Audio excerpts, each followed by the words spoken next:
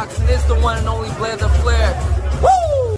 What's up, everyone? It's Nico Ali Walsh. I'm here with Heavy Boxing TV. That's the spot. Yo, what's up? It's your boy Zach, Super Judah, 6-time champion of the world. I'm giving a big shout out to my home team, Heavy Bag TV. You heard? Keep it live. This is Showtime Sean Porter, and you are watching Heavy Bag Boxing. What's up, man? It's the amazing Keyshawn Davis. Shouts out Heavy Bag Boxing TV, man. Y'all lit out here. Keep doing y'all thing. Teach your man how to squabble.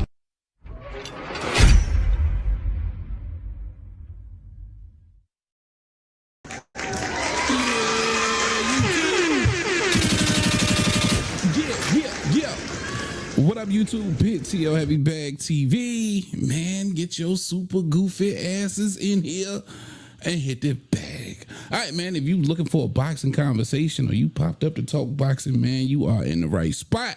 That's what I'm going to be doing with y'all for the next hour or so for sure. Shout out my guy, Rob, man, who couldn't be with us, my handy dandy sidekick partner in crime.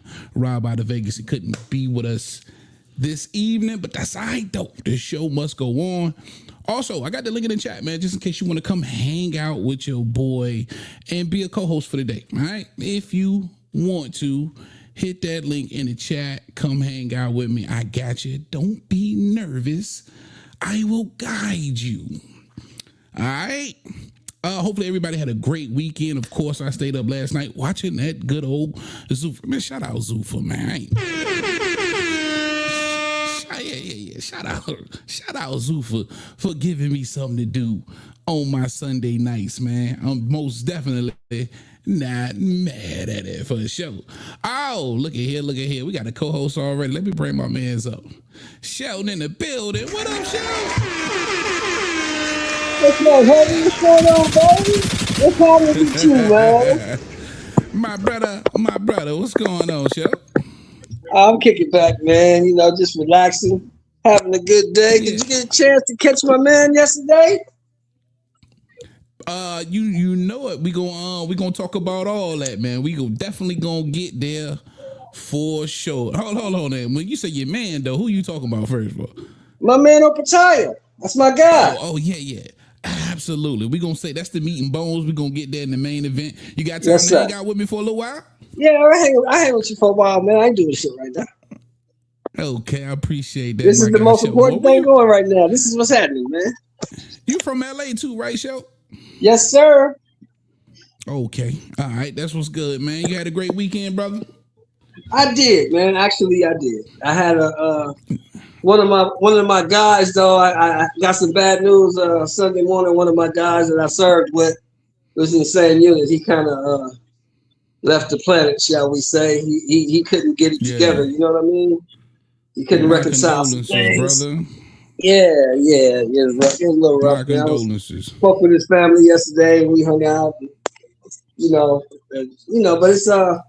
it's part of what veterans go through. You know, it's a tough deal sometimes. Absolutely. Again, my condolences, brother, man. Other than that, I hope everything is cool. I had a pretty good weekend, man. Nice and smooth, and ended it all with that good old Zuffa boxing. We definitely gonna get into that. I want to thank everybody for joining me, man. Shout out everybody in the chat already. DJ in the building. What's up? My guy Mark Wynn in the building already, and of course Shelton's here. Let's go. Let's do it. We're gonna dive right into it, man. Some motherfucking hot topics.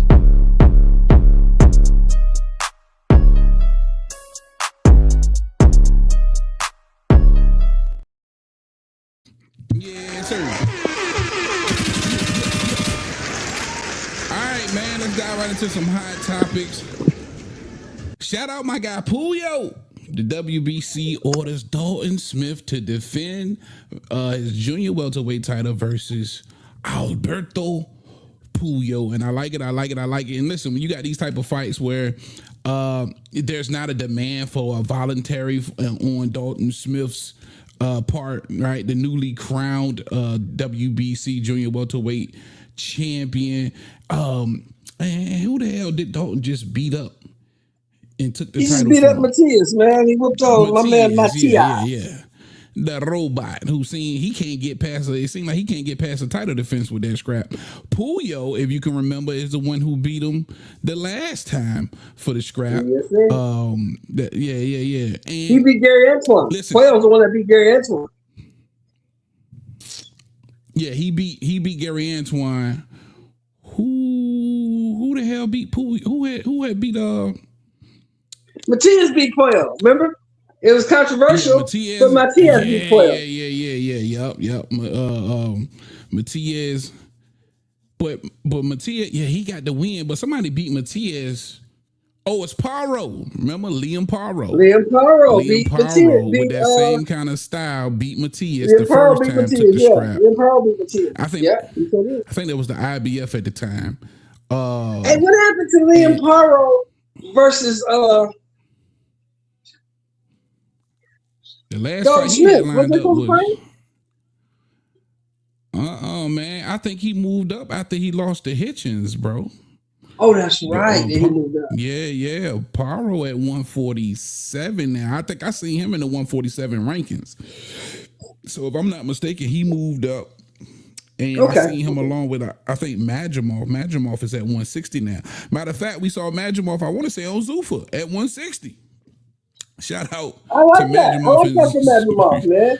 It's good. It's good. At 160. Because Zuffa, the one thing I like about Zuffa is they match make you correctly. I like the way they match make.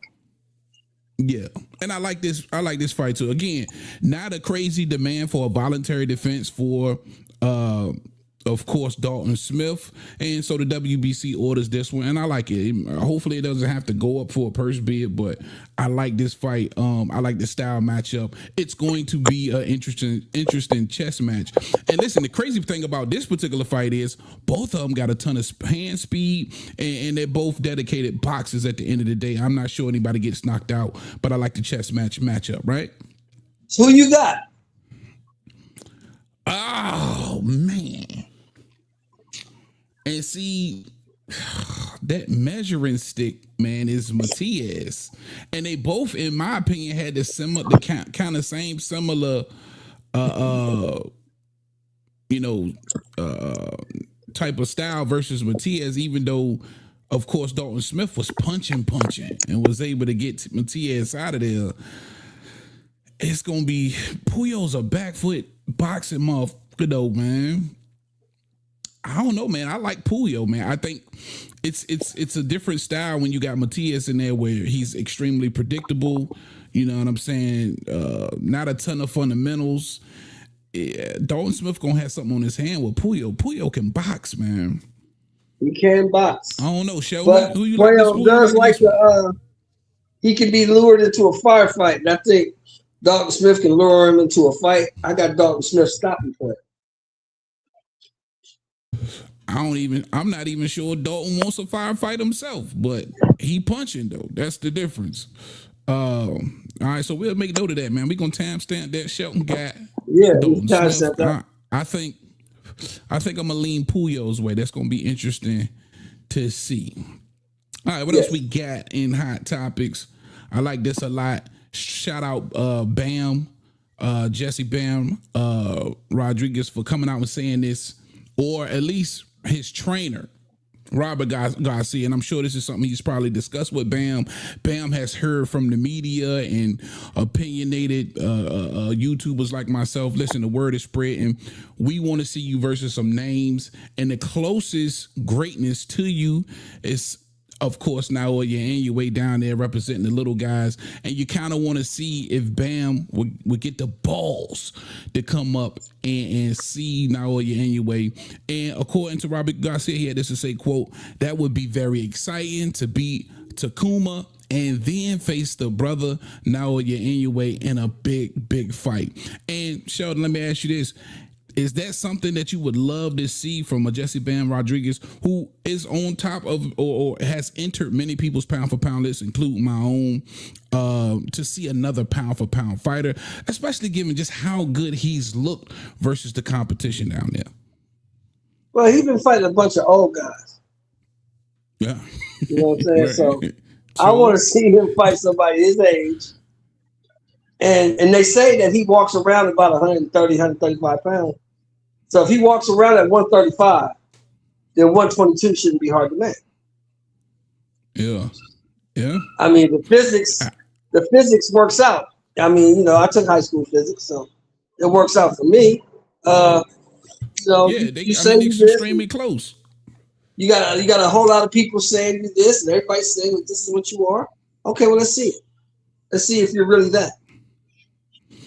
Absolutely, man. Absolutely. And unfortunately for him, it's just the best of the best down there. Just kind of been the old guards holding on and on their way out the door. Unfortunately for him, but listen, when he did fight him, he took care of business. He did what he was supposed. He did what he's supposed to do with them old dudes. He got rid of them like he should have. He's a young dude. He's 24.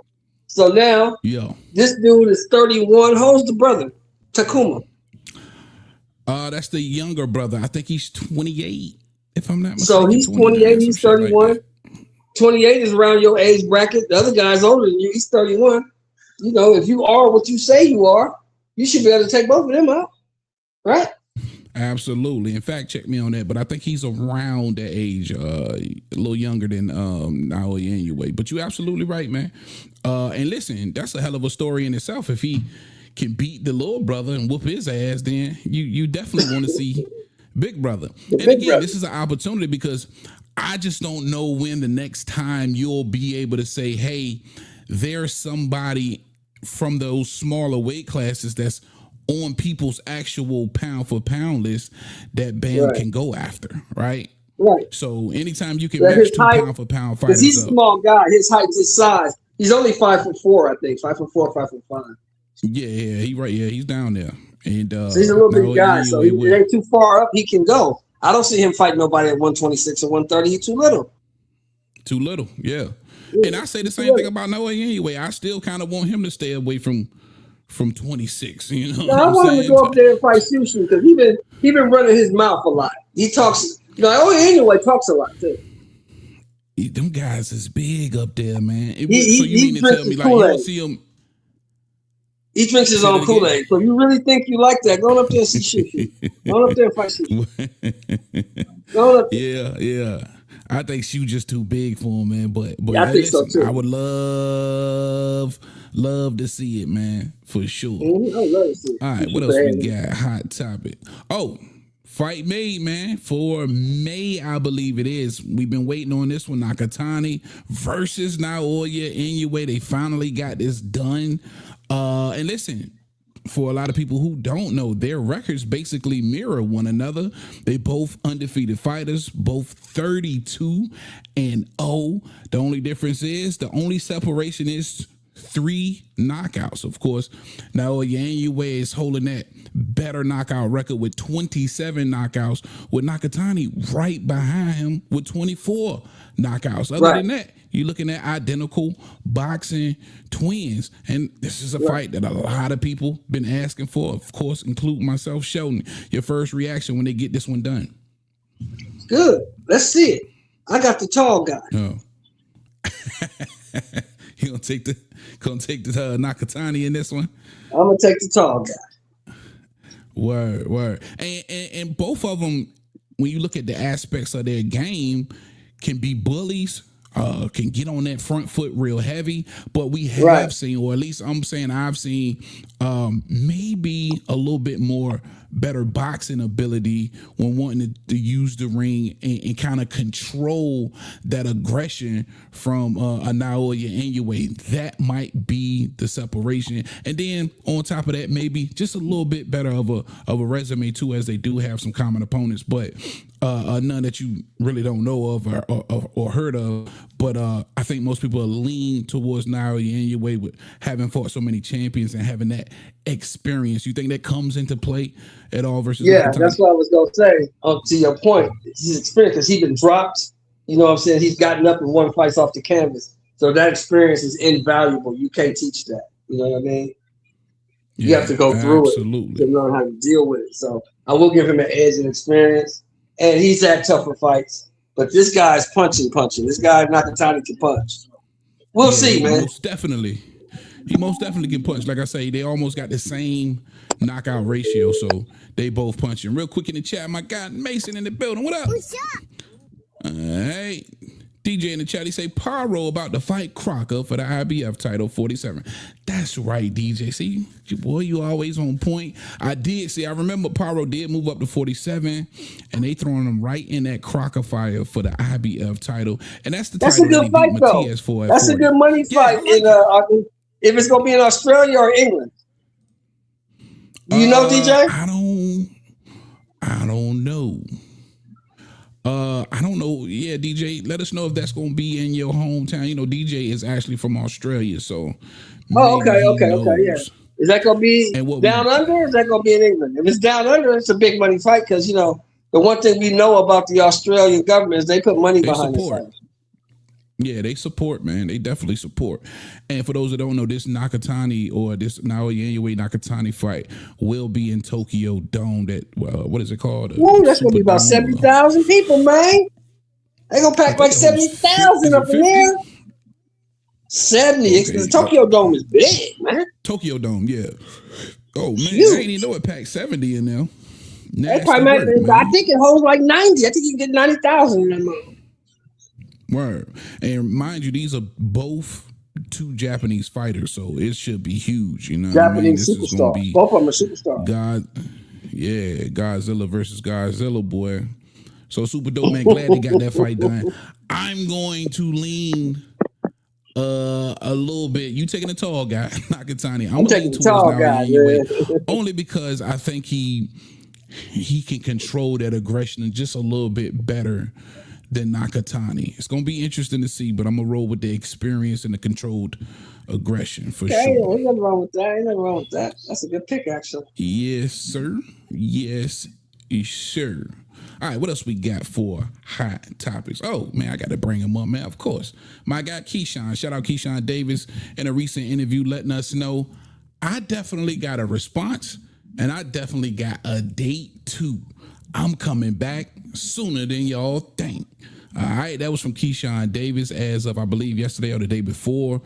Everybody's been speculating. You've been seeing, Shelton, I know you've been seeing Keyshawn pretty much everywhere. He's a certified streamer now, releasing a ton of content, calling out everybody from Pitbull to Devin Haney to Lamont Roche to all of them, right? And we've been kind of trying to figure out what's best for Keyshawn Davis. He didn't release or let us know who exactly is on the menu and what the date is, but it's a lot of speculation. Shelton, if you could give your best guess of what's next for Keyshawn Davis, who you think is that best fit for him moving forward? I would love to see Keyshawn Davis. I would love to see him actually fight Gary Antoine. Oh, yeah. Ooh-wee. I would love to see that fight. Only thing is, I think that's the best fight. But I'm thinking, you know who I'm thinking is going to be? Yeah. I'm going to be, and you may laugh when I say this, but I think this is going to be. Who just got screwed out of a fight after doing a whole training camp that you can remember? Who got screwed out of a fight? Oscar Duarte. That's his name. That's the only thing I could. Oscar Duarte. That's his name. Yeah. Damn, that's a hell of a guess. Now that I really think about it, because that's the only. You know what I mean, and that was going to be at 40. Unfortunately, Hitchens was weight drain, collapsed coming off the scale. Not sure what's going. I think he got mandated though. He got mandated to fight against your boy for the IBF, but unfortunately, you know that left Oscar Duarte holding his balls. So you got a fresh Keyshawn coming off a big stoppage, of course, over Jermaine Ortiz back in January, and yeah, he's probably good to go. Didn't sustain a ton of damage. His face looked like it did when he walked in the ring. So that sounds like, you know what I mean. I like that. Show, you be paying attention, nigga. That's the only thing that makes sense. They say Hitchens got to fight. Who's he got to fight? He got to fight.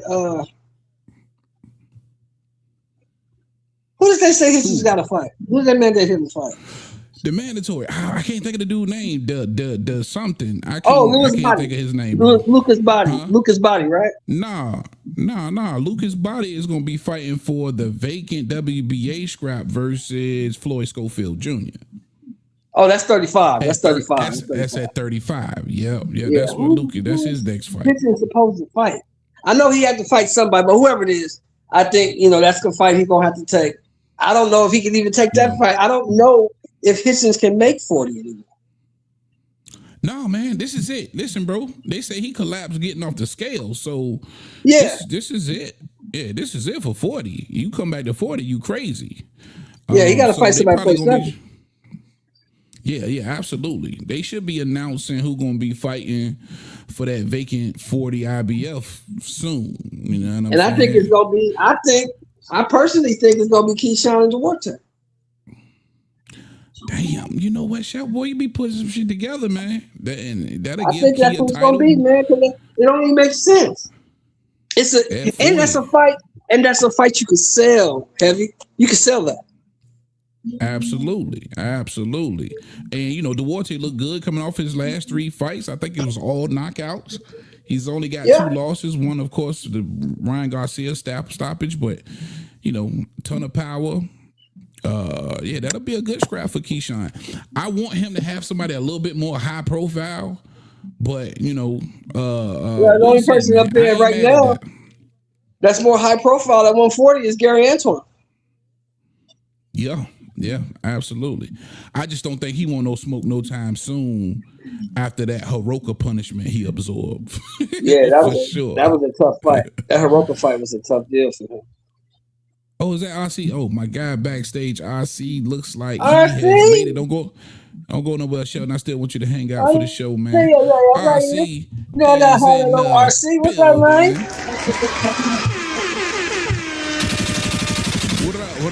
What up? Man, I appreciate my brother. You can hear me?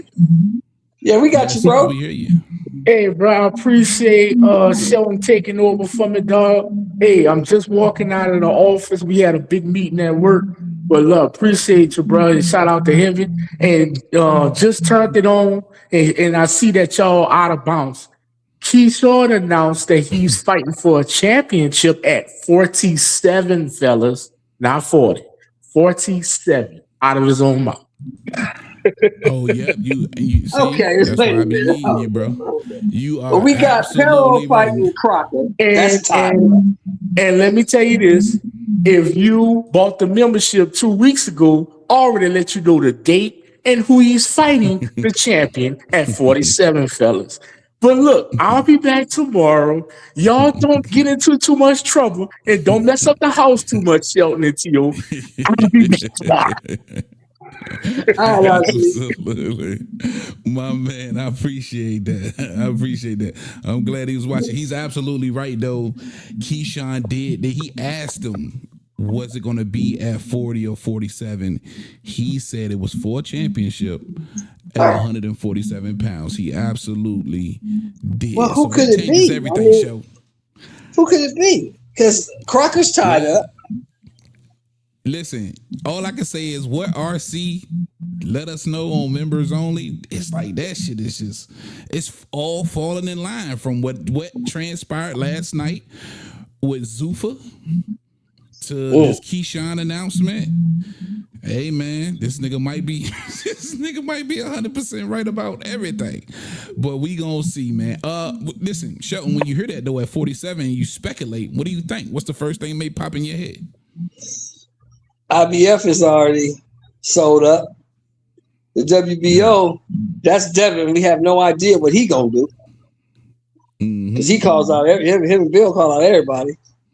Yeah, if the WBA is Rolly and Devin supposed to be going back and forth. They're supposed to be close to a deal, according to Devin today on Ring Magazine TV show. Devin said they're close to a deal, so that only leaves one guy. That leaves the WBC guy. That's the only person that leaves open. That's Ryan. And as far as Ryan goes, it's all speculations that he lining it up with Shakur. So that's weird. Well, that's weird. If so, maybe so. Weird. But that's the only person I can see, unless they got a Zuffa champion at 47 that he can fight for. Goddamn Zuffa champion at 47. That's the only thing I can see. Shout out DJ in the chat. He says it was first scheduled for Australia, talking about the Pyro Crocker fight, right? Fight is being rescheduled because Crocker got injured in camp. Okay. Good intel, DJ. Appreciate that for the show. Who is that in the chat? Hectic Boxing. What's up, man? Appreciate you being here, my brother. But Keyshawn got to get a fight. Well, I'm glad he does have a fight because listen, I wanted to check this out, and I don't know if you know who Blueface is, Shelton. Yeah, but it's the rapper dude that just got out of jail. What about it? So in the past, he's done a little bit of celebrity boxing. He's even got some footage out there sparring with the likes of a Floyd Mayweather. And in my opinion, it looked like he was giving Mayweather some decent looks and some decent work. Keyshawn made it his business to seek out, it appears, Blueface and do some sparring. And I got some highlights from that, man. Let's check it out.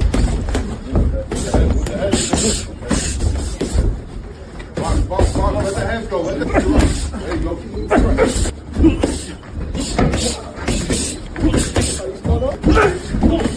Keep moving.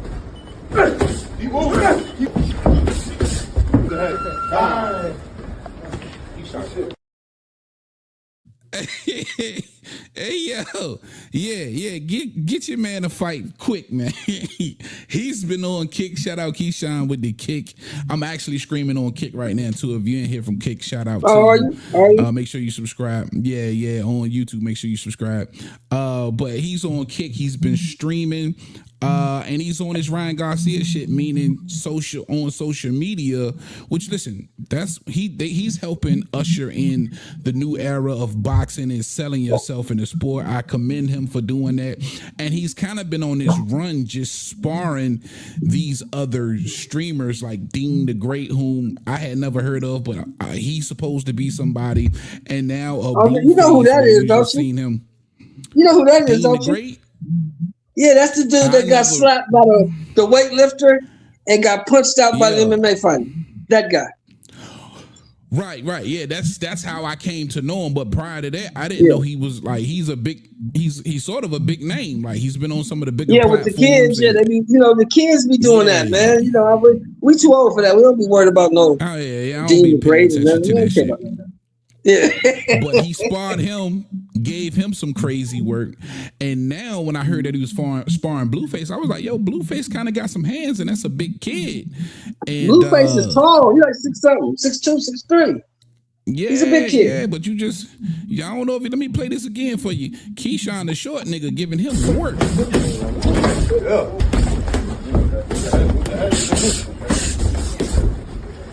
Box, let the hands go. There you go.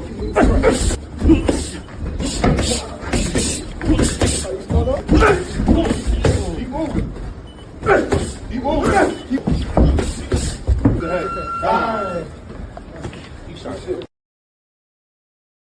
Oh my goodness. And look, he was sitting down on them straight right hands downstairs, Blue. Well, you got to remember, Keyshawn Davis is a trained professional. Keyshawn Davis has been boxing since he's a little boy. He's a trained professional. For sure. And you know what the difference between regular people like us and trained professionals are? What's that? When trained professional boxers are in the ring punching, they don't close their eyes. Word. But listen, we close our eyes. He had respect for Blueface because he put that motherfucking headgear on. A lot of the time, you see those pros get in there with some. But you got to remember, Keyshawn is what? Headgear.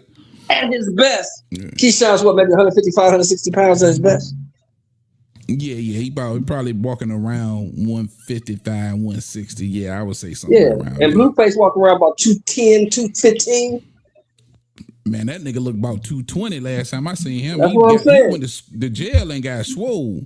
So trained or not, if that dude hit you, it's gonna hurt. Might knock you out. Yeah, he did right. But see, he had another he might knock you out. He had another. Yeah, don't go in there being no tough guy and get slapped no by Blueface. How would He had Keyshawn another- Davis let that down if you get slept by Blueface? Well, I think he just had he had some respect for Blueface skills because he had another big boy in there he was sparring with, and he ain't had no headgear on. So Right, but I that think dude he just couldn't had a punch. little bit Like more. you said, Heavy. Like you said, he been seeing Blueface been around here punching and sparring. Like, okay, this dude actually know a little something. Facts. Big He Mason in the actually know a chat. He little said he something. putting Careful. hands and feet on that boy. That's big facts, As my he nigga. should. As he should. Yeah. And he just been on this run though, man, with social media just sparring everybody. So yeah, bro trying to keep in shape, man, and entertain at the same time. I just think he got the right angle on the game right now. That's So, what I like about Keyshawn, man. Keyshawn is taking the new wave of boxing and he's doing it new style. He's doing it, you know, so these youngsters can resonate with him. You know what I mean? Absolutely, man. Absolutely. I love it. All right, man. It's that time of the show, man. We going straight into it. Let's get to the meat and bones. Let's get ready to rumble!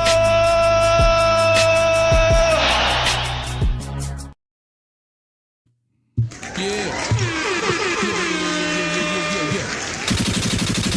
Shout out everybody that's hanging out with us. All 35 of y'all on Twitter. Look like 3 of y'all on Kick and everybody else on YouTube. I appreciate that love. If you haven't already, take the time to subscribe to the YouTube channel.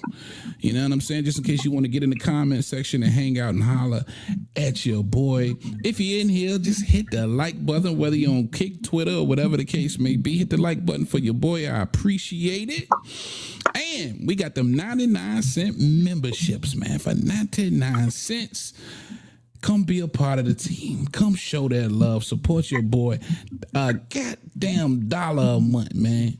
If you hang out with me, support your boy with a damn $1. Now, if you could become a bag hitter, that's $5 a month. That guarantees you a slot for free tickets to Las Vegas boxing events. Depends on what's coming through. You'll get your choice of what's available. $5 a month. That guarantees you to be in line to grab some free tickets for sure. All right. Appreciate that love for real, for real. All right, main event time, man. And I think we're gonna double it up here. We're gonna start with my man Shakur Stevenson. I'm gonna mute you while I'm talking because you just got a little bit of feedback on your mic, show. Yeah. Shakur Stevenson had this to say about going back down to 35, and I truly like it. Just in case it doesn't. And again, like I said before, it's so much stuff. Shakur's got so many options now. Of course, he got script by the WBC, that whole fallout. But he had this to say about potentially going back to 35, where he says, quote, I may go back to 35 to get that ring belt. I like the ring belt. I've always liked it. For me to have a ring belt at 30, then I got a ring belt now at 40. But I never had a ring belt at 135. And it's like, should I just go get that ring belt just to have it? End quote from Shakur Stevenson. And listen, right now in 135, he's number 1, and Raymond Murataya is number 2. I think that they could make that fight for the lineal title. I don't think any other sanctioning bodies have. Of course, they don't. They actually don't. For the ring belt itself, the number 1 just has to be matched up with the number 2 to determine a lineal champion. As you guys can remember, when of course Boots Ennis did it at 147 pounds, being matched up against the number 2 guy and Amanda Stanionis. So for Shakur Stevenson, I keep saying this. Listen, if you're going to be the lineal champ at 140 pounds and you got the WBO scrap, I got to see some type of unification. It's unification or bust for Shakur Stevenson if you're not going to chase the big money fight versus a Ryan Garcia, which that's what we all have been hearing. That's the speculation. Ryan Garcia took the time after the Barrios fight to, in the center of the ring, call out Shakur Stevenson. All roads point to them potentially hashing something out and making that fight at either a catch weight or, according to Ryan Garcia, moving to 140 pounds to see the lineal champion. But if that doesn't happen, I'm going to ask you, Shelton, Do you like the fact that he's willing to go back to 35 and see the likes of a Raymond Murataya for that lineal title? I mean, if he just want to go down there and collect a trinket, then yeah. But, you know, and I get it. The Ring Magazine belt does mean a lot in the history of boxing. But there's nobody down there. I don't think there's anybody down there that can even challenge Shakur Stevenson, to be honest. I don't think so you don't think Murataya is good enough. I don't think kind of fight. I don't think Murataya is good enough. I don't think Schofield's good enough. I don't even think Mason at this point of his career is good enough. I think he beats all those guys. Easy. Yeah. Easy. Ooh, easy. I think now, what he should do. Let me ask you this, show. Mm-hmm. Let me ask you this. Now, you saw what Murataya was able to do to a pure boxer, and granted, more of amateur style in Andy Cruz. He was able to handle that style extremely well. Still don't give you any confidence that he could have some success versus another pure boxer like a Shakur Stevenson? Andy Cruz, Shakur Stevenson, two totally different levels, bro. Two totally different levels. Okay. Andy Cruz is in no way, no shape, no form or fashion on the level of Shakur Stevenson. Ooh, okay. I can dig it. Now you had a thought. You say what would you rather Shakur do? I would rather Shakur get the big money fight with Ryan, or I would rather Shakur fight Gary Antoine. Unified. You send the Gary Antoine everybody way. I ain't mad at that either, though. The only thing is Gary Antoine just fought. And fighting up. Look, this is what we complain about the heavy and boxing all the time. You going down there fighting guys that you know you can whoop. Come on, man. Don't you? Yeah, I feel you. I mean, they're there. They're competitors. They're in a division, but come on, man. Them dudes ain't got no shot at beating you. And you know it, and I know it. So, why didn't play those games? No doubt. And I'm with you on that. Gary Antoine, or listen, any other 40 champions. I'm here for it. Any other 40 champions, if it's a unification, I'm down to see that from Shakur. And like I say, if he can't get the Ryan fight, give me a unification at 40. Or I wouldn't be mad if you're going to go after the lineal and fight the number 2 guy on the Ring Magazine list in a Raymond Murataya, given the success he had against Andy Cruz. A serious question there, Heavy.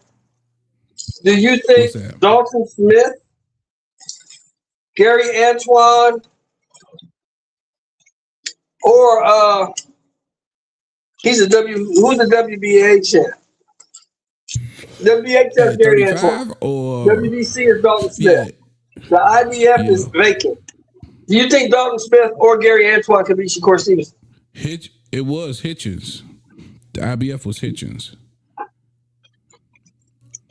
And you say what now? Do you believe that Gary Antoine Russell or Dalton Smith can beat Shakur Stevenson?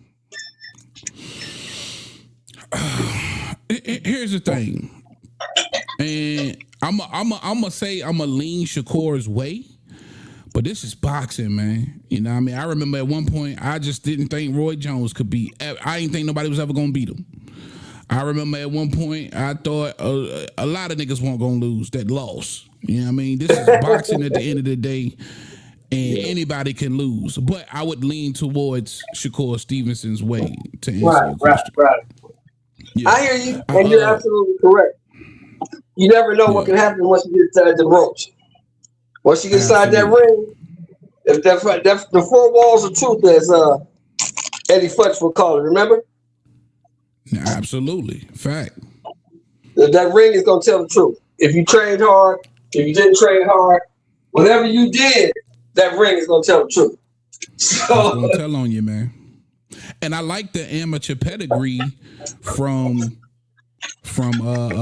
Gary Antoine, but listen, the blueprint is out how to beat him for Shakur. That should be an easy fight because you just got to weather that first 6 rounds. You weather that first 6 rounds, you probably gonna be able to pick with that hand speed. Gonna be able to pick him apart. You know what I mean? That's true, brother. But That interesting is fight. true.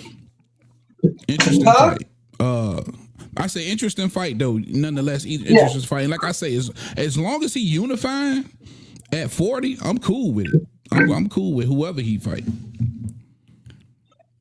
Smith or Gary Antoine, but I just don't think either one of those fights gonna happen. I think he probably goes after the lineal before he unifies with those guys. But I think my sights are dead set on Shakur probably getting the Ryan fight. Yes, sir. All right, what else we had in the main event? Oh, here we go. Last night, for you Zuffa heads, boxing heads who paid attention to Zuffa boxing last night, real quick, let me shout out to Zuffa again for giving me something to do on Sunday evenings to look forward to, waking up Sunday mornings, actually. And that's just how much I love the sport of boxing. But Shelton, Zuffa passed out their very first belt last night, their very first champion. He's a cruiserweight champion, Australian kid by the name of Opetaia. And he was in there with a extremely overmatched, and in my opinion, and I like Brandon Glenn. I've always liked Brandon Glenn. Shout out Elliot. I know his manager, man, who worked hard to get him this fight and this opportunity. But man, he looked finished. First thoughts when you saw that matchup last night, show. Man, look, I thought the fight should have been stopped around round 8 or 9. I mean, at that point, it was 8-0 or 9-0. Mr. Glanton, who's a tough guy, tough competitor, got to give him his flowers. He's a tough dude. But he had no chance to win the fight. He was down 8 rounds to 7. I don't understand why the ref allowed Opetaia to continuously beat on that man like that.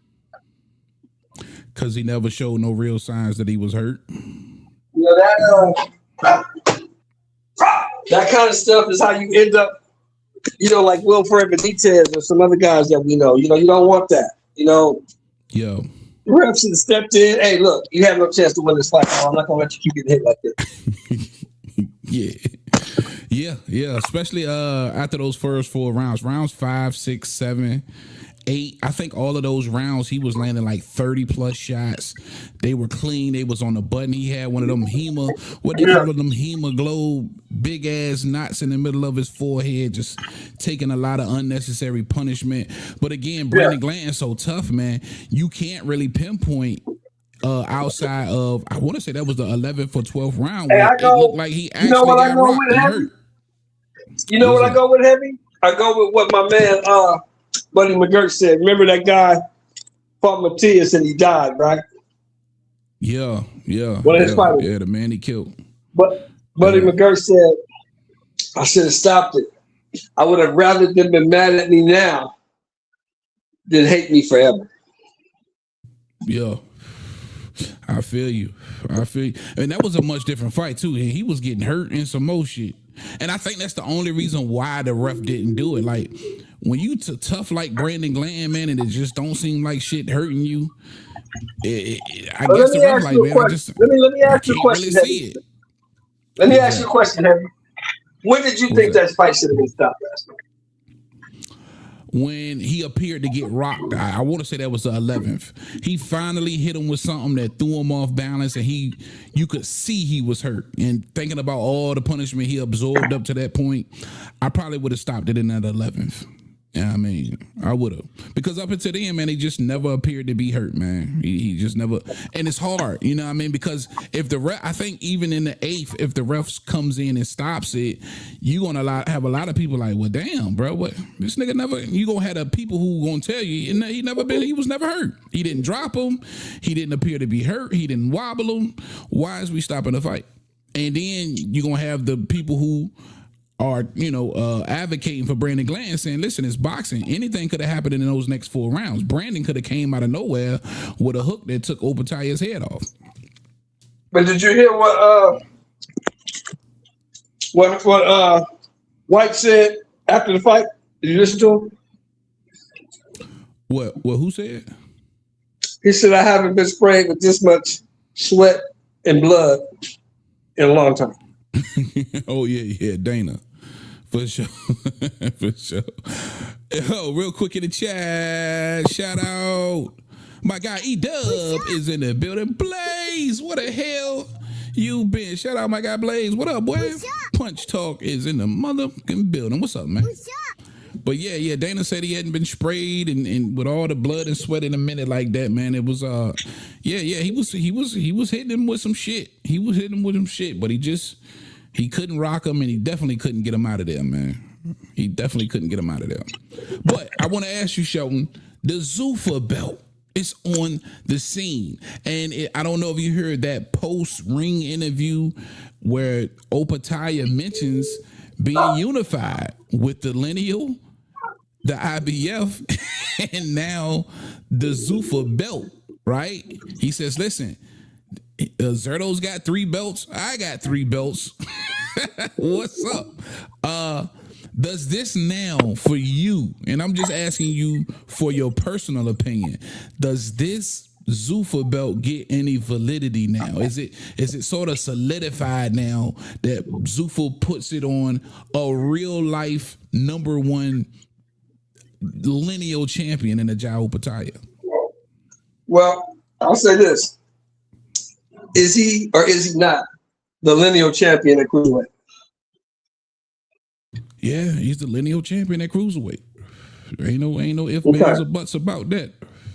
Okay. Number 2. When Roy Jones was at his best,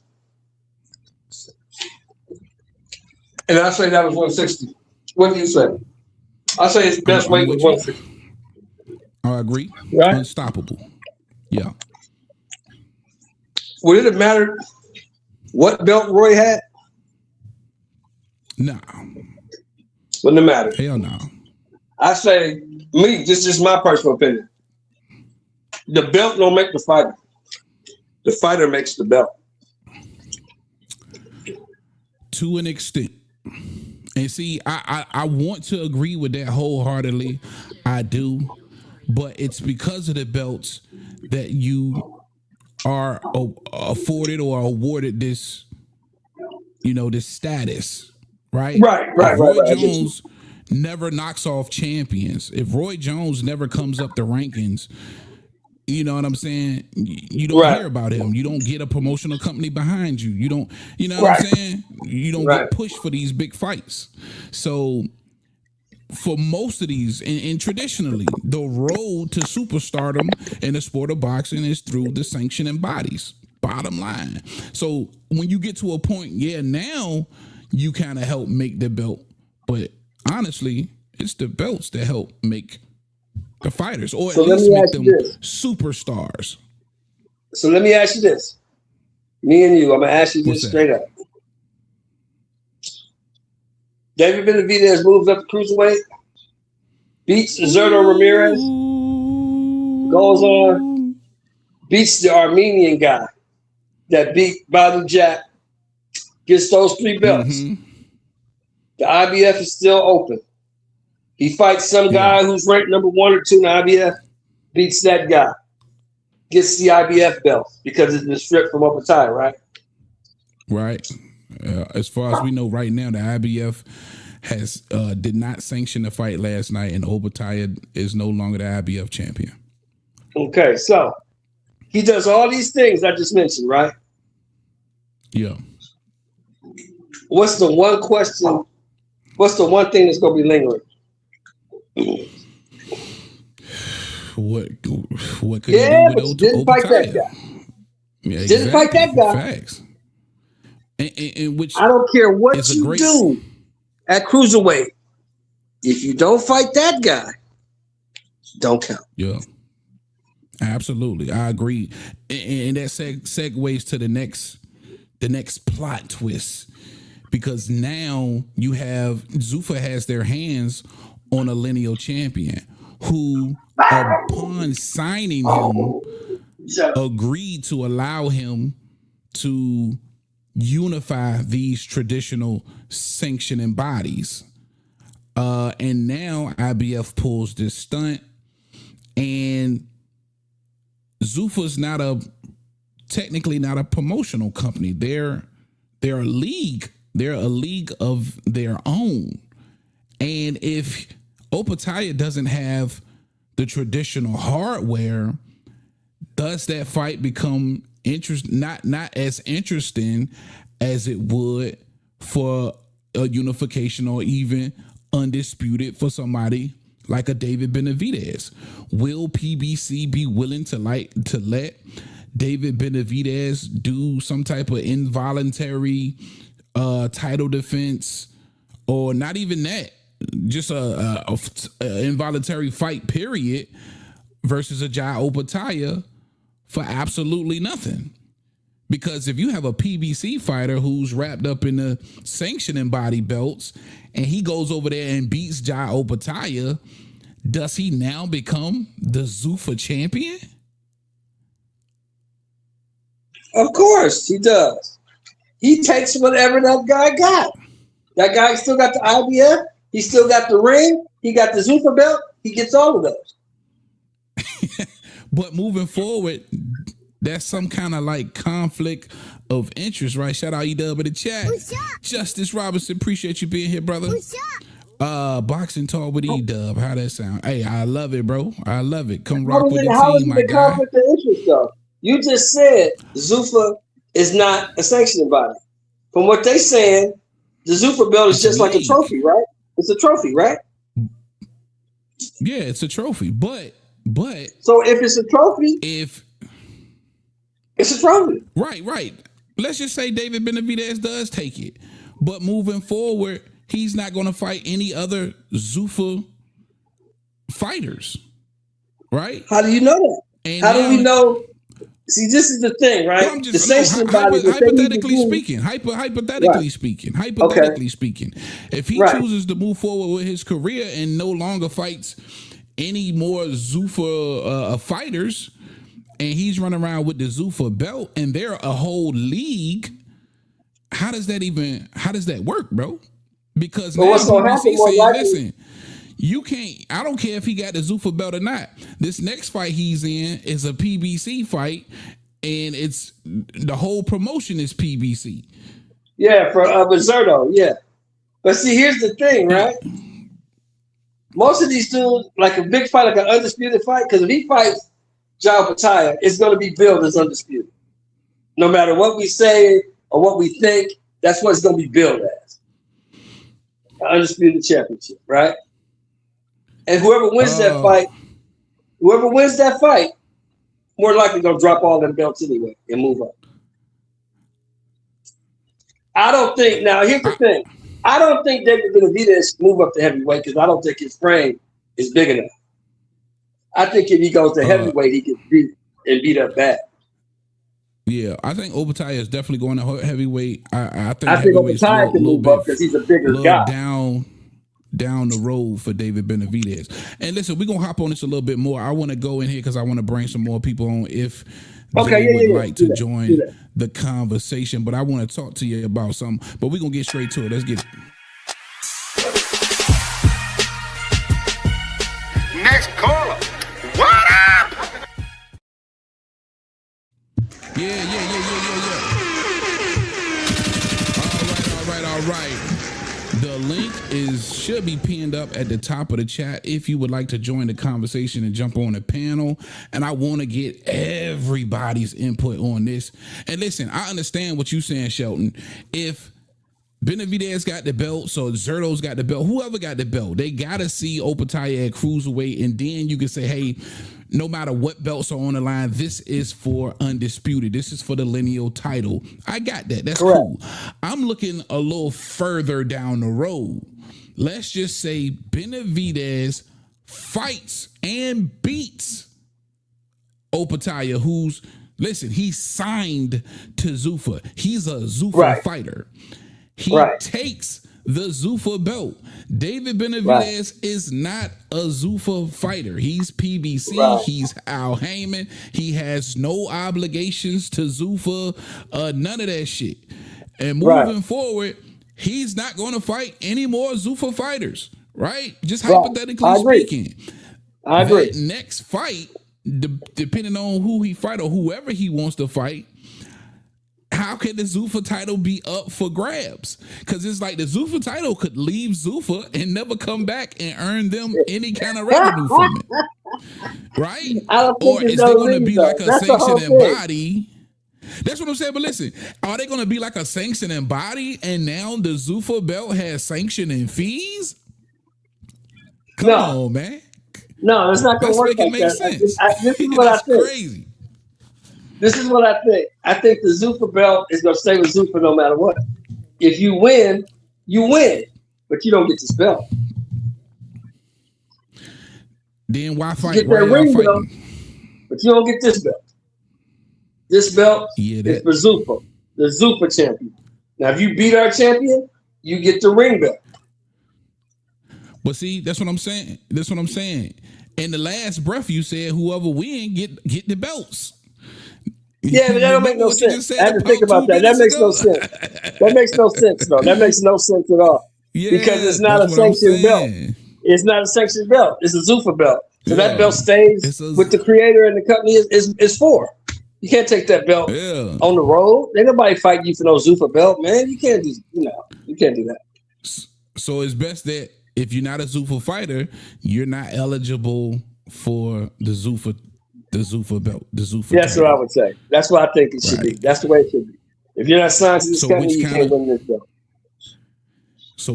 kind of bring the sanctioning bodies right back into play, where it would have Yeah, to be for some type of yeah, undisputed and yeah. worth trying to make this fight for some Well, type of if you legacy. listen to Dana White, he always said that they wasn't trying to eliminate the sanctioning bodies. They was trying to work with them. What it seems like is that the sanctioning bodies don't want to work with them. But how is you ever going to work with the sanctioning bodies when you have a Zuffa belt that nobody's going to recognize and you not recognizing? You know what I mean? How Zuffa get to keep the sanctioning body belts, but can't nobody keep the Zuffa belt? No. If Opetaia beats Benavidez, but he's signed to Zuffa, you can't take those other belts. You got to leave those belts there. You can't take those belts. But how? You're not See, hold on. We competing gonna in talk that about. realm Let me anymore. bring. You competing in the Zuffa, in the league. You in the league. The league and the sanctioning bodies are separate, as I know of for now. Am I right? Hold on. Let me answer that question. Let me bring my guy up. Big Mason is in the building. What up? Big Mason, welcome back to the show.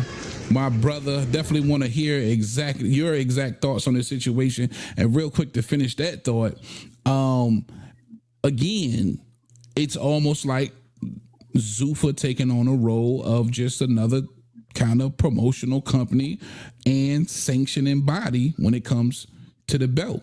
Otherwise, because like right now, it was the IBF that script Opetaia. Zuffa was cool with him Correct. holding the IBF Correct. belt, right? After he paid But the fees, no less. After he Right. paid the fees. But how cool is Zuffa going to be with somebody from a different promotional company holding the Zuffa belt and they have nothing to do with it, right? And they don't have sanctioning fees. So that's the dilemma for me. My guy, Big Mason, again, appreciate you coming back through. Big dog, your thoughts, man, when you hear this shit. I know it sounded a little confusing, but can you give us some clarity? How's my audio, first of all? Bad? Good, my brother. Sound good. Okay, for sure, for sure. Salute, man. Salute to the chat. It's like you say, bro, it's a huge conflict of interest with this whole, Zuffa being their own little island, not working with the sanctioning bodies.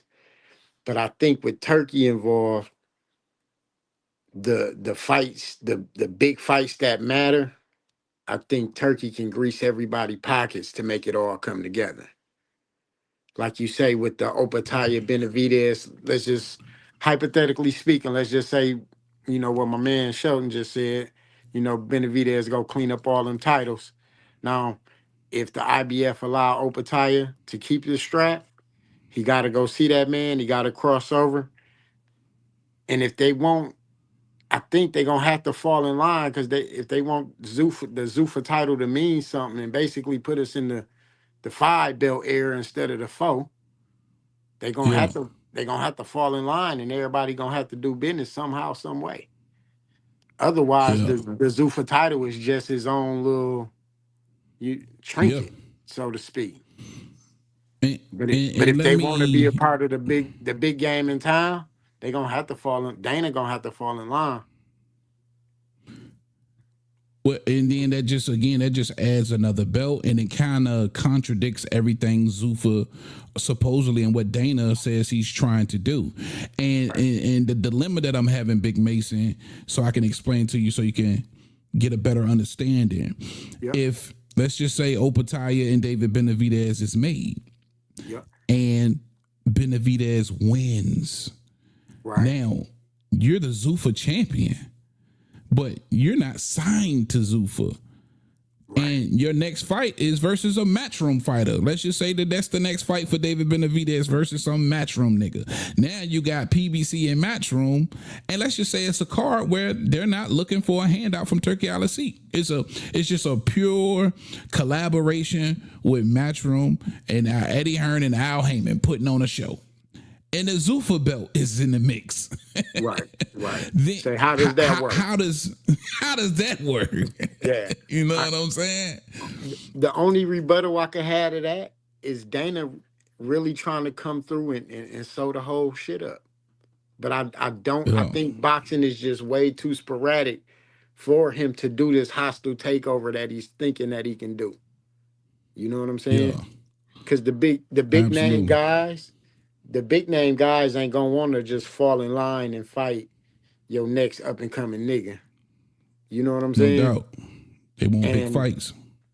another thing with the Zuffa shit, I think Zuffa, how is Zuffa gonna build a fighter and they matching the nigga tough every time out? I think they gonna really burn their guys out matching them that tough back to back to back like that. What you think? Real quick, DJ in the chat. He said, I can see a world where Turkey make the Benavidez versus Opetaia on a ring card for the ring belt only.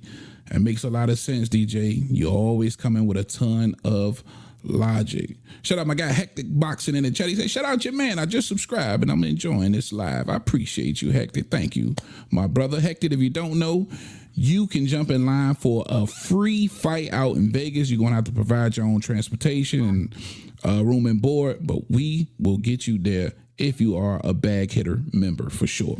Now to answer that question, you say Turkey. What was your question again? My bad. Oh no.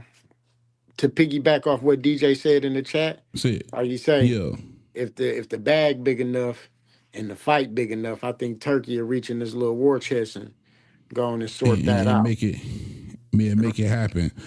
I think so too. And for it to be for the ring only, listen, that's the lineal joint that represents the man. You are the man when you have the lineal belt, and I don't think it would be shy of any eyes because of missing sanctioning bodies, right? I still think it's going to garner the type of audience that it's supposed to garner.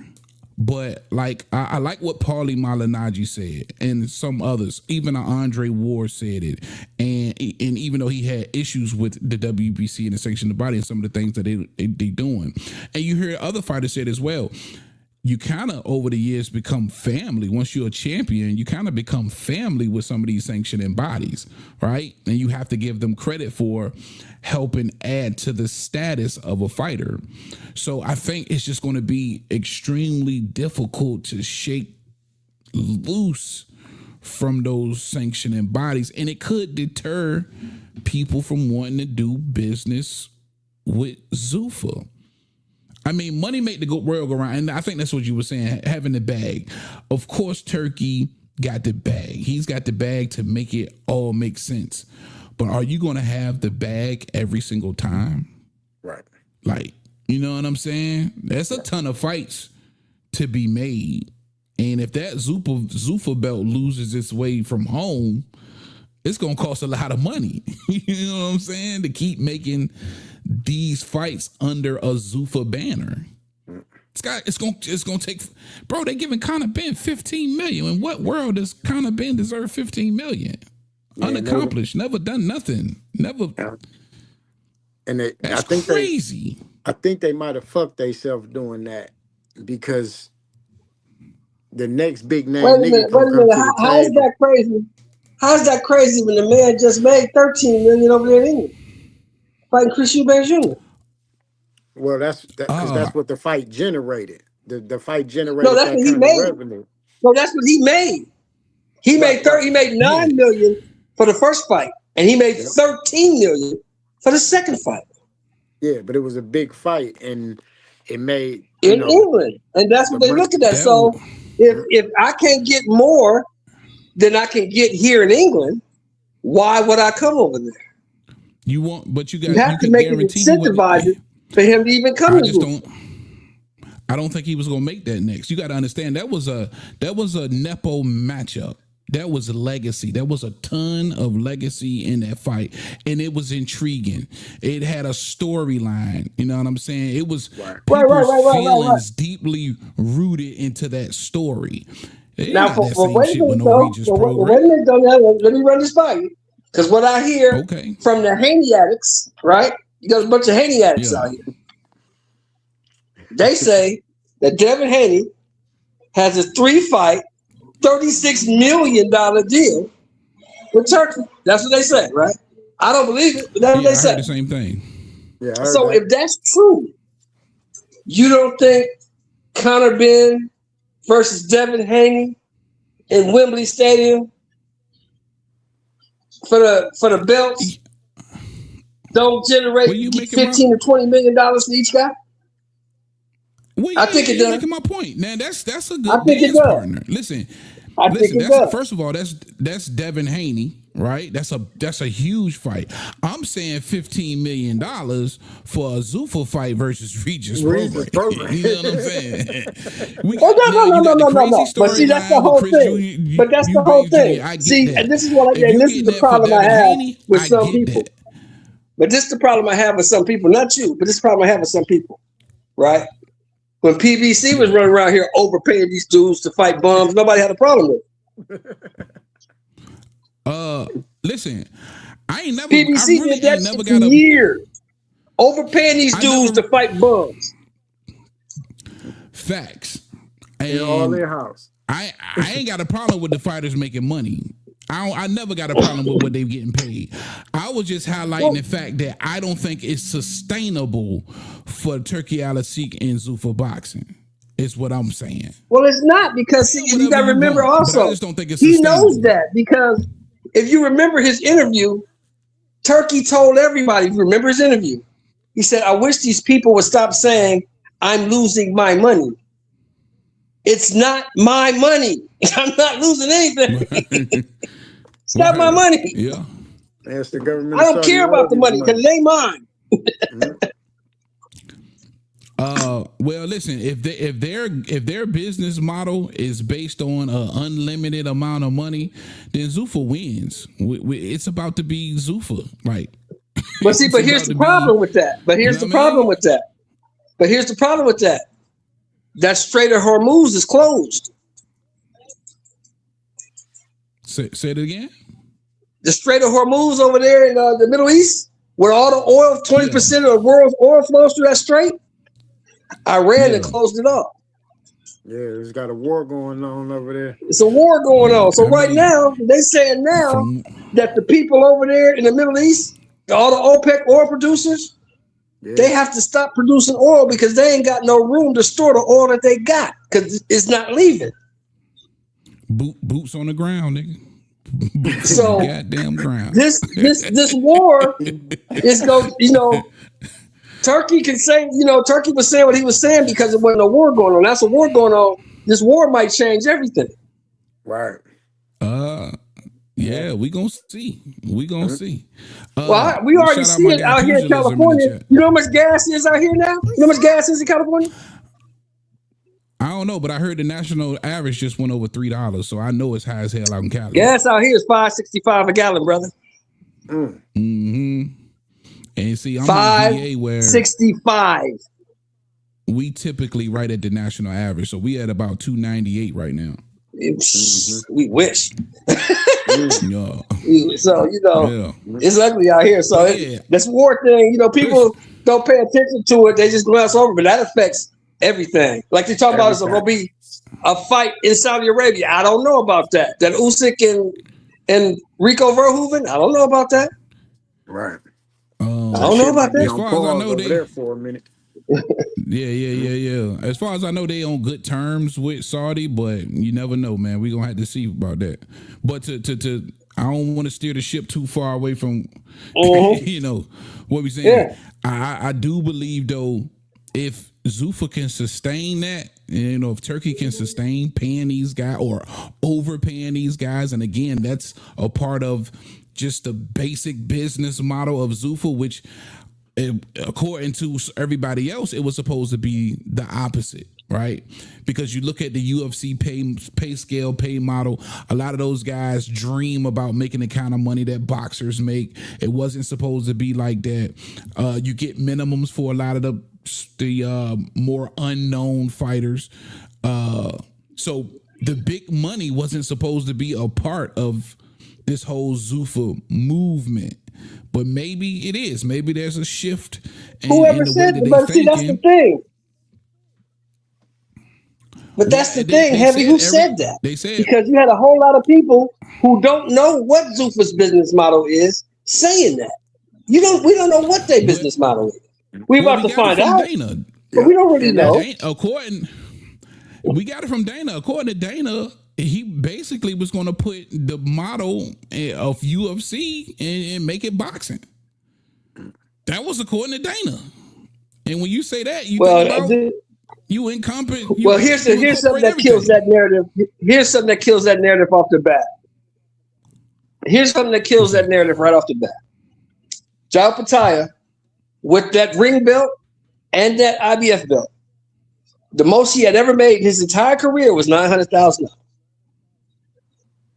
Yeah. For beating on that dude for 12 rounds last night, you know how much he made?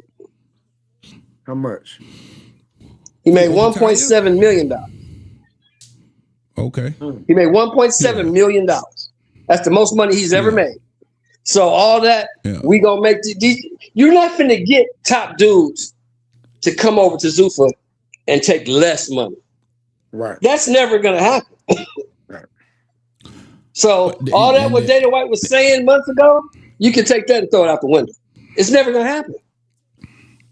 Well, that's the point. Why would you go to this job? Why would you have a job over here and then you go to a job across the street to make less money? Who does that? Well, yeah. But we've seen this from all of the promoters. They come in, the money's big, they overpaying guys, and then it eventually calms down, and they kind of solidify their spot in the sport of boxing, right? Right. BLK Prime tried to do it with Bud Crawford. They just didn't have deep pockets, and that return wasn't big enough. But Zuffa's got the financial backing. You know what I mean? So they can afford to pay Conor Ben, who, in my opinion, I think it's crazy to give him $15 million for Regis Prograde. But this to put that Zuffa in his shorts and put him on Netflix, I get it. Let's be honest. I thought it was crazy to give him $13 million for Chris Eubank Jr. Right. I didn't. I thought it was warranted because go ahead, Big Mason. I think that Conor Ben situation was more of a, Dana's way of fucking with Eddie. You know what I'm saying? Yeah. Oh, I forgot all about that. I forgot all about that. That was his way of showing that nigga nigga, I'm here now. So I think that's what that 15 million was about. But they say Turkey gave him the money, so it's like the money came from Turkey. But Dana and what's the manager name? What's that manager name? Same nigga for Conor Ben. Yeah, the same nigga that managed Richardson Hitchens. Steve Conley. I know you're talking about. Conley, yeah. Keith Conley. Yeah, he set that whole little shit up with Dana White in that Conor Ben situation. So. It could have been a jab. Boy, it also could have been Eddie telling him. It also could have been Eddie Hearn telling him, listen, you made $13 million in that fight because that fight was meaningful. please don't look for no 13 million in your next fight, nigga. And then Conor Ben was like, all right, cool. And he got an offer from Turkey now for 15. Like, all right, you see this? You know what I mean? Fuck whatever else you got for me. I see you Let down me the ask road y'all. Let after me I ask go both of pick y'all up this this. 15 million. This is what screw. This is what messed with me. Let me ask both of y'all this, because this messed with me. What's that? Do you believe that Eddie Hearn had no idea that Conor Ben was going to take that money? I think when he initially heard of it, he probably was like, "Oh yeah, well Conor's probably gone." You know what I mean? Are you suggesting that he knew that was in the works, or I'm saying you this think is he was what I'm blindsided? suggesting. This is what I'm suggesting, brother. Okay. A deal that big don't come together in 2 hours. Right. They brought the deal to Conor Ben. Conor Ben and Eddie was pretty close because, you know, they both say when Conor Ben was flat broke and living in his car, Eddie Hearn loaned him money. So Eddie Hearn took off the top of them 2 big purses he got fighting Chris Eubank. But that's neither here nor there. My point is this. I'm pretty sure Conor Ben went to Eddie like, hey, look, man, they offered me $15 million, man. And you know, can you match it? You definitely ain't gonna Can get you that match here, it? so go and get this 15 million. Cause Yeah, but then he gonna come on the internet crying, talking about I thought loyalty. Man, come on, man. Because if the roles were reversed, Eddie Hearn would drop Conor Ben like a bad habit. for sure. And listen, if you Conor Ben, you might not never get $15 million again in life. Ever. You got to go get that 15 million for sure. I ain't hating on them So niggas getting yeah, I money, can see man. it. So if you gonna Did you hear what he said, Mace? Did you hear what Conor Ben said, Big Mace? What's that? He said, I made a decision for me and my family. Of course. Yeah. I bet he For did. sure. For sure. Shout out Pugilism in the chat. I see you, man. Hectic body dub. Appreciate you. Let me get to a couple of these. Pugilism. He says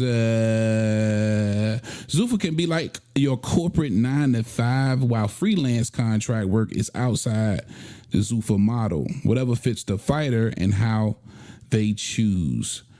And I get that, but that still leaves the belt dilemma, right? If a PBC or a Matchroom or a Queensberry fighter comes along and takes that Zuffa belt, then what? It's just so many questions, man. Shout out DJ or E-Dub in the chat. He said, question for the panel from E-Dub. Who is your favorite boxer of all time? Go ahead. We'll answer that. Go ahead, Sheldon. Who's your favorite guy of all time? I am the greatest. I'm pretty. He too ugly to be champ. My favorite, my about you? favorite nigga of all time is James Toney. Oh man, Lights out. man. Lights out. Lights out. Lights I out ain't with mad at that, when I was a man. kid. I mean, but think about it. Who you got, Heavy? Who's your favorite guy of all time, Heavy? I had the pleasure of meeting my guy. He's right behind me, man. Young fellow out of my hometown by the name of Sweet Pea Purnell Whitaker. Sweet Pea Whitaker. And then Roy Norfolk, Jones number Virginia. 2 for sure. Yeah, for sure. Yeah, I mean, but absolutely. I picked Ali because that's the architect. That's the blueprint. Yeah.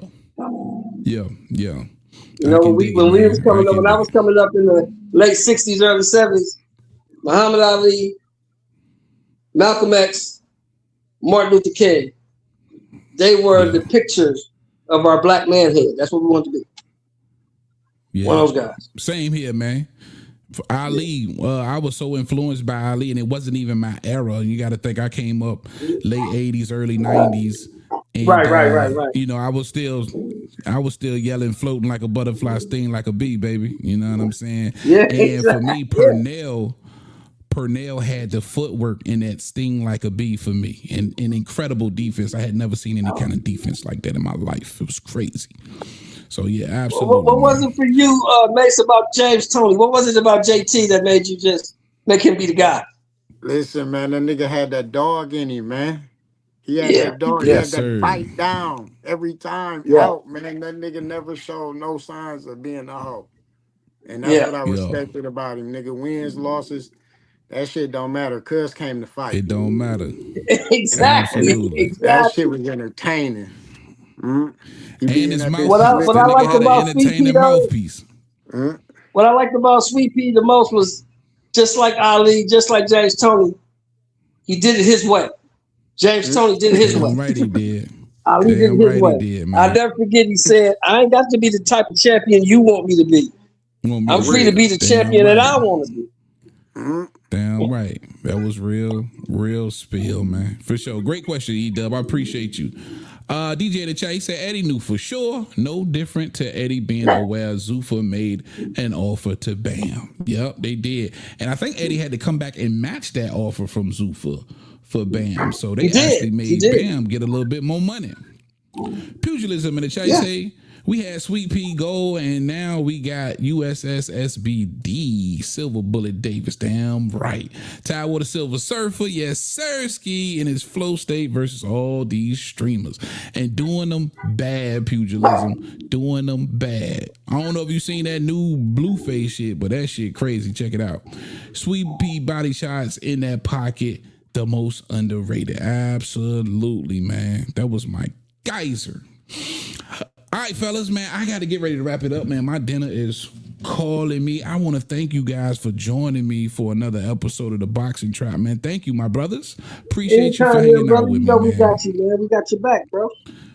For sure, man. Absolutely. Any shout outs y'all want to give while I got you? Anybody want to shout out or anything you got going on? Man, oh no, man! I'm old, man. My young blood down there might have something going on, man. I'm an old dude, man. I'm just kicking back, listening to y'all talk, man. No, man, I'm chilling tonight, man. Y'all be safe out there, man. Yes, sir. For sure. And real quick, Big Mason, while I got you, Big Mason will be joining the Heavy Bag TV family, man. So y'all get ready to see some content on the channel from my guy Mason, man. Thank you again, man, and welcome to the family, my brother. For sure. I'm gonna have to check you out, yo, bro. I'm gonna check you out. Check you out. Salute. All right, everybody. I appreciate you. All right, brother. Y'all. Yes, sir. That brings me to the end of this one, man. I want to thank everybody for hanging out with me, man. If you haven't already, stab the like button, smack the subscribe button. Next time, get in the comment section and maybe come and hang out with me at the end of each show when given the opportunity. Thank you to the chat, man. Everybody in here that I haven't, I think Pugilism, I've seen you before, but it's been a while. Thanks, my brother. DJ, of course, my Aussie fam, Mark Wynn, you know the team, man. Punch Talk. Thank you guys for sure. Blaze, it's been a minute. Salute my brother. That's gonna do it for me on this one, man. I am out of here.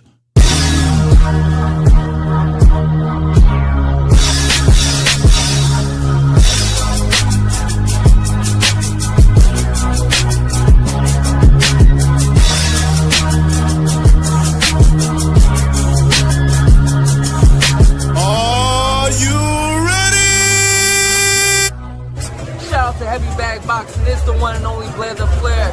Woo! What's up, everyone? It's Nico Ali Walsh. I'm here with Heavy Boxing TV. That's the spot. Yo, what's up? It's your boy Zach, Super Judah, 6-time champion of the world. I'm giving a big shout out to my home team, Heavy Bag TV. You heard? Keep it live. This is Showtime Sean Porter, and you are watching Heavy Bag Boxing. What's up, man? It's the amazing Keyshawn Davis. Shouts out Heavy Bag Boxing TV, man. Y'all lit out here. Keep doing y'all thing. Teach your man how to squabble.